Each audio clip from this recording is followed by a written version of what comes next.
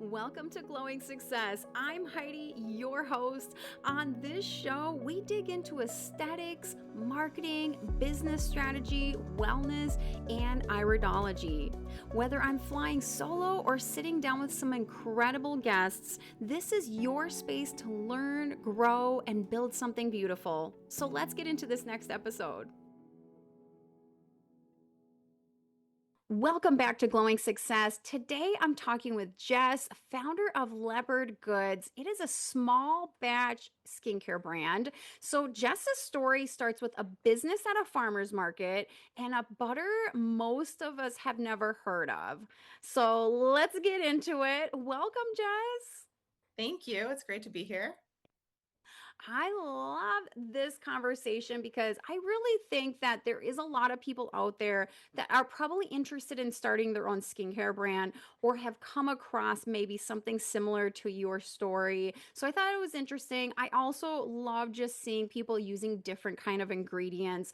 But really, what made you want to start a skincare brand? Kind of go into your background for the listener. Definitely. So, what's kind of funny is I didn't mean to start a skincare brand, I wouldn't say. I was a corporate person, I was in consulting. I did that whole life for 20 years. And in the last maybe 5 years of that, I kind of knew I wanted to do something different. And I was just on the lookout for what that was. I knew that I wanted it to be something that felt unique to me and where I could kind of use the skills that I had gained, and I wanted it to be something where I really felt like I was adding something kind of to the world. So not, selling e-commerce products from a supplier that anyone could, something like that. That was not it for me. No shade to anyone else. But so I was just looking for kind of what that was, and I had my eye out. And one day, 2 years ago now, I think, I was at a farmer's market and I came across this woman, and she had, soaps and balms and all the things that people sell kind of at a farmer's market stand like that. And she had this little jar of Kokum butter, and it was blended with some things. And we said, "What's this? Why do you have this?" And she said it was the only thing that ever helped her son's skin.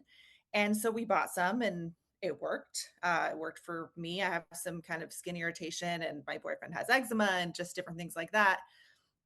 And it was great. And then we had hurricanes here and forgot kind of about it, and things got wild. And then kind of came back to it last year, and I wanted to buy some more because it worked well and I was out of it, and I couldn't really find anything. There isn't much on the market commercially that has a meaningful amount of cocoa butter in it. You can get some things that have a little bit, but not where that's kind of the main ingredient. And so I thought, okay, let's go deeper. So as I kind of have been trained to do in my consulting career, I went very deep on cocoa butter and why it's good and why people use it. It's actually something that's in the Ayurvedic practice really deeply. So it's really well known in that part of the world.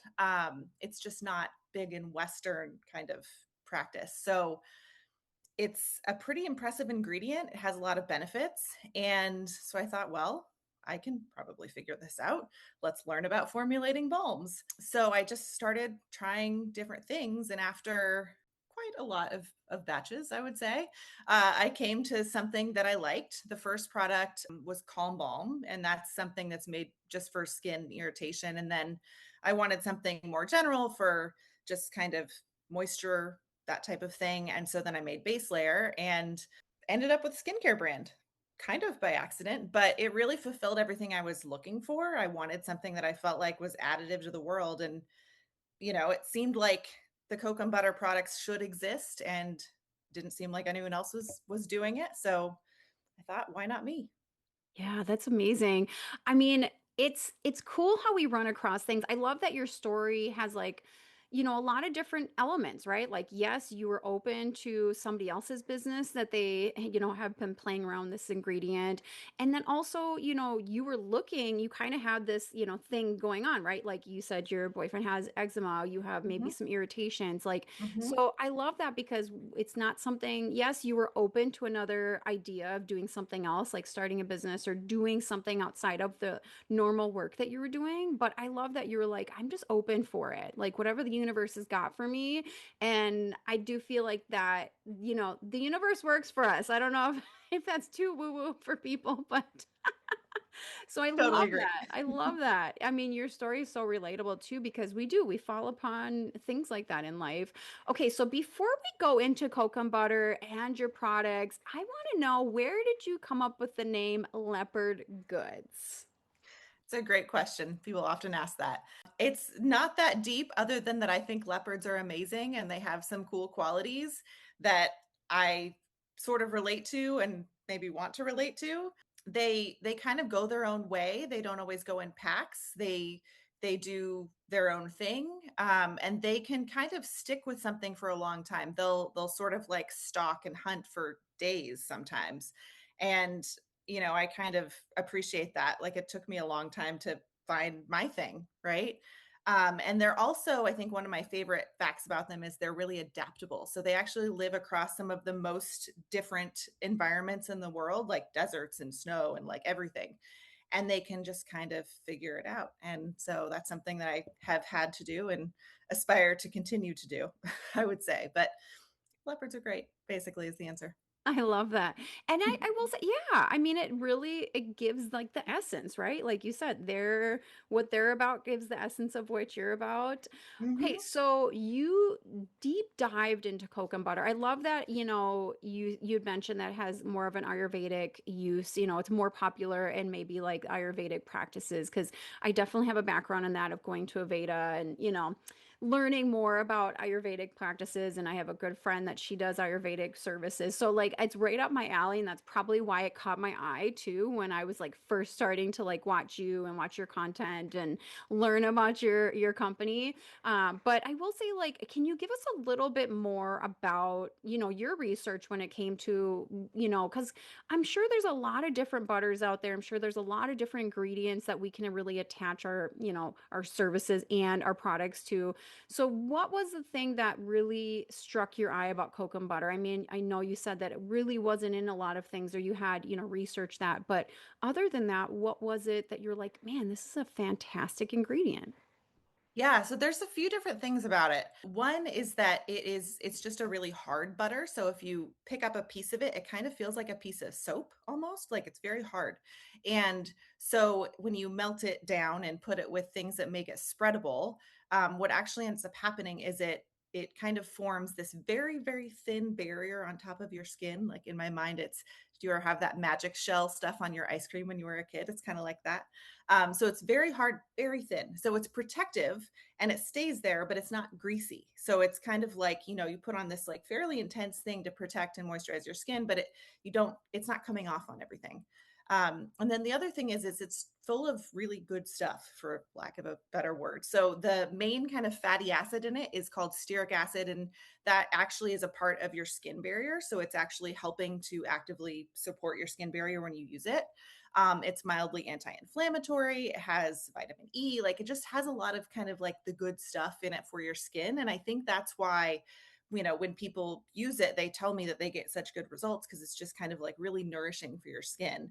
And what I hear back from people is that, it's sort of an alternative for them to petroleum jelly, which is also very useful in a lot of cases, but that's really more of just a barrier. It doesn't kind of have those things in it that are also sort of nourishing the skin. So it's kind of like an alternative to that, but with like a little extra benefit. That's awesome. Now, you have a couple different products you mentioned, and I have used these products, so I, can give my own little spiel about it too. But I really like that they, first of all, are easy to use, right? Like they're not, at least the ones that you sent me were in, pretty sustainable packaging. Like it was easy for me to put in my purse. Like I could put it on anytime I wanted. But the one thing that I noticed was when I did apply it, and I've tried both. I've tried your Calm Balm, Hmm. and your base Yep. layer. Yep. And I will say both, they're a little different, right? But they're very similar in a lot of ways. And I liked that because it wasn't like I was using a completely different product and it was like super new. But I will say they lasted much longer on my skin than probably an average moisturizer that I've used. And mind you, like, as a service provider or just even a person that is very well hydrated lately, I've been trying to drink my water. I wash my hands a lot. So, unfortunately, it is something that I always deal with is like putting on moisturizer, then you wash your hands, and it's like you feel like you never put moisturizer on a day in your life. So I really noticed that, yes, it was, I didn't feel like I had lotion on my hands, but they still looked hydrated, felt hydrated, like especially my knuckles.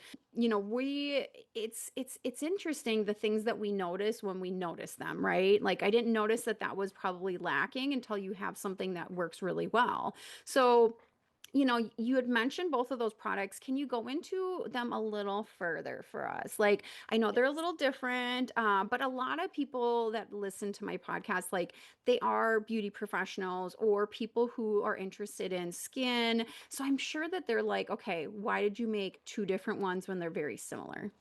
Yes, totally fair. So the first thing I always like to say about the two products is you can't get it wrong. So you can use both of them for everything. Like no pressure, there is no right and wrong. But I will say the reasons I made them and what kind of they tend to work best for. So Calm Balm I made for really kind of that skin irritation, the eczema. I have, a garment and it irritates my wrist. And so, not that much would help with that. And so that was made just for that type of situation. So there's really limited ingredients. It's Kokum butter, a few other things, and it also has bisabol, which is the active ingredient in chamomile, and that can really help just bring kind of the redness and all of that down pretty quickly. So that's for that. I've also heard a lot of people like that one for the kind of chronic chapped lips that happen, or that like lip balm addiction that people get. I've heard feedback that, people can put it on in the morning and then they don't have to put anything on all day. And if you're a lip balm addicted person, that's like game changer, right? And so it's kind of like what you said, it just stays. And the reason is what I said about the thin layer, it stays. And then the other one is base layer, and that one is a little bit more easy to spread. It's not quite as thick because it has still tons of coconut butter in it, but a little bit less and a little bit more of a couple of other oils that are really nourishing for the skin, jojoba oil and meadow foam seed oil. And that one is just really, it's a little bit more versatile. You can use it for anything. It's easier to spread if you want to put it on, say, your whole legs or your arms or anywhere really. We have some people who like to put it under their eyes before they go to bed. Some people put it all over their face. Some people actually also put calm balm all over their face. So either way, but that's kind of the distinction. And I find that different people resonate with different ones. So I like that there are two that kind of people can see what works best for them and try them in different places. And so, but that's sort of the thought process between the two of them. I love that. And I like that they're versatile because I do find that more and more people are kind of gravitating towards multi-use products, right? And honestly, I will be honest, like in the skincare space and even the hair space, there's just not a lot of products that can do that because, you are trying to achieve different things usually. But I will say, like, yeah, I tried it on my lips. I think I messaged you, I was going to try it as like an eye treatment Yeah. because I was like, I have an eye cream that I really like, but I would love to try this as more of like an occlusive eye treatment because, like you said, that butter adds that layer. And so I was like, you know what? Let me try this because as an esthetician, I'm always just like diving into products. I feel like when you go into the beauty industry, like one of your qualities is like you're always probably going to want to try things. so Yeah. we, so it was just my mind. I was like, let me just try and see what it does. But I love that because it really is versatile and it really did, perform like you said.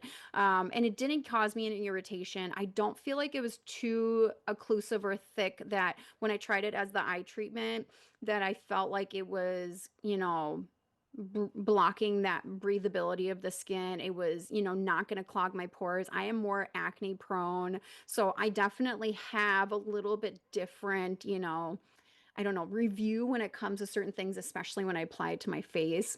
I live in Minnesota, so I will say our weather here is crazy. Now, I did try these like recently, so our weather is nicer than 20 below. But I can really imagine that if I had tried this in the winter, man, it would have made such a huge impact on, so many things that we deal with, whether it be chapped lips or just like that really abrasive feeling of that bitter cold, or feeling like I can't keep my moisturizer on my hands. So but I don't feel like it's so thick that it would not work in the summer weather either, and the humidity, and because we get high humidity here from all the lakes. And so it is an interesting product, interesting formulation. I will say I'm very fascinated. I love that you went into your formulations a little bit, because for if you're listening and you're like, I really do want to start my own brand, and in the things that go into it, these are the thought process that, certain people go into, is like every single ingredient and how they work. And I love that you said earlier that you've tried a lot of different formulations, because that is the truth about it. When people are trying to come out with a product that they are doing themselves and haven't seen on the market, it is going to be a lot of trial and error, unfortunately, right? Like, so I want to dive in a little bit in business side. Like, okay, so we've heard about, why you've chosen the main Kokum butter. We've heard about maybe your story about why you started, even a skincare brand in general. Now, what has it been looking like after you settled on your formulations and you really were like, okay, let's go to market, let's try to sell this? How has that been for you? So it's been sort of how I expected. The first couple of months, I would say my goal was not to, sell out or anything like that. It was more so to get kind of feedback from the market of where do people gravitate as far as how they use it and what they use it for and what's the right way to talk about it and what resonates with people. And then also just making sure that, as it goes broader, the feedback is consistent, because I got this great feedback up front from my sort of army of testers. But once it goes out there in the wild, I mean, you just never know. So, I was really keeping an eye out for that too. And so far, it's been positive. Feedback continued, and kind of similar to what I heard with different uses and different ways that people like to use it. And I'm starting to get an idea of what resonates as far as the messages and how people want to hear about it and understand it, and that type of thing. So it's really just kind of been the first couple of months of getting that marketing machine going with testing and then retesting and then reiterating and sort of building all those processes that you need to have just to be, kind of basic blocking and tackling in business, right? Of social media and finding, kind of UGC and all the different things that it takes to do something like this. So it's been how I expected, and I think that's positive, right? Because it's going the way I want, and I'm learning. So it's been good, a lot of work as expected, but fun work, fun Yeah. work where you're learning and growing every day.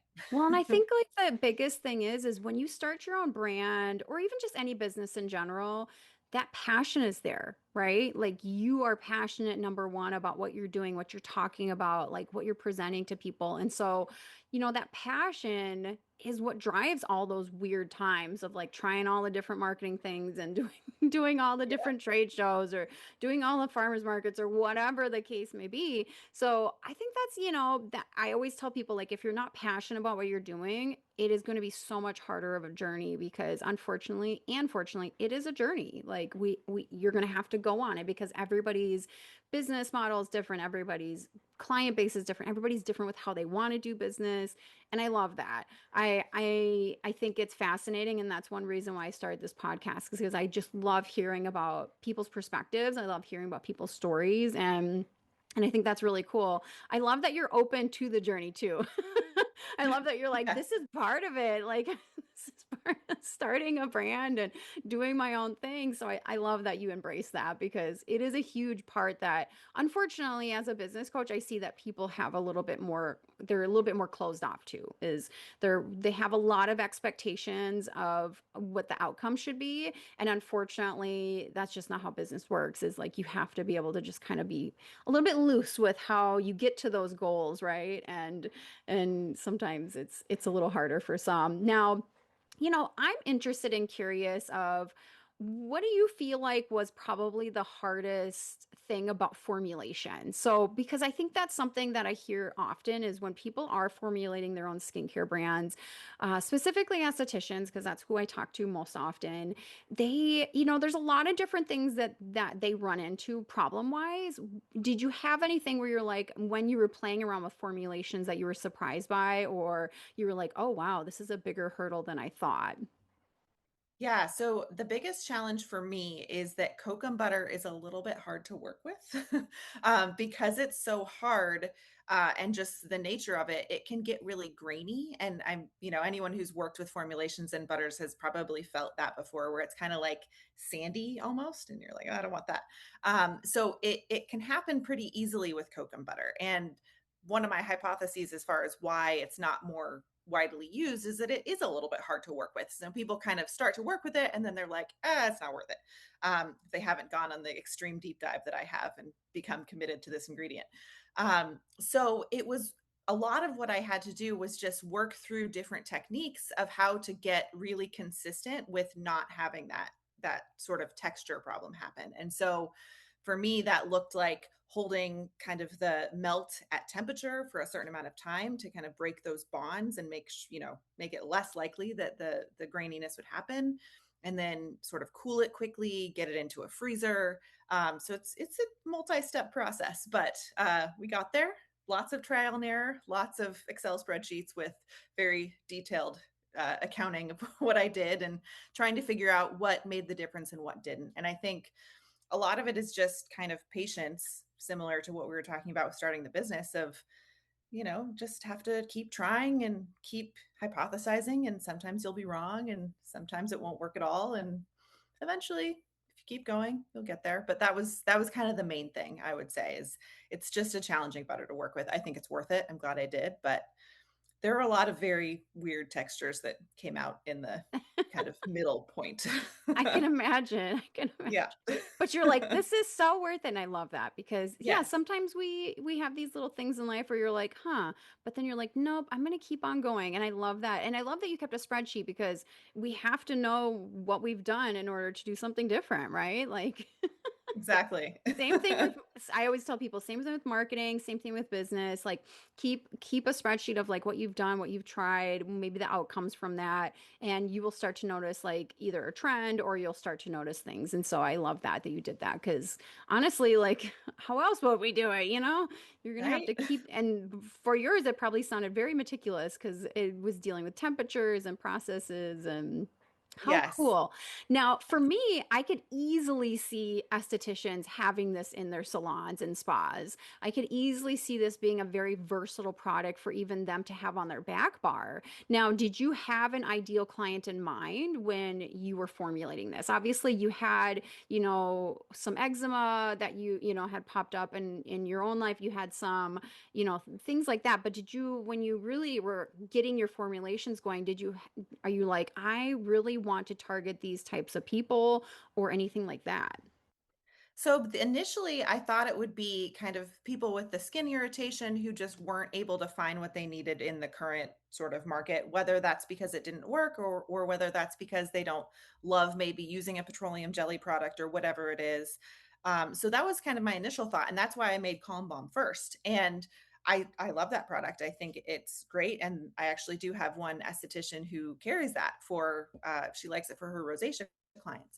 But then as I was making it, I had people ask me about, well, I can never keep moisture in my legs or my whatever, and or I don't like using lotion. It feels gross. And you tell me this one feels good.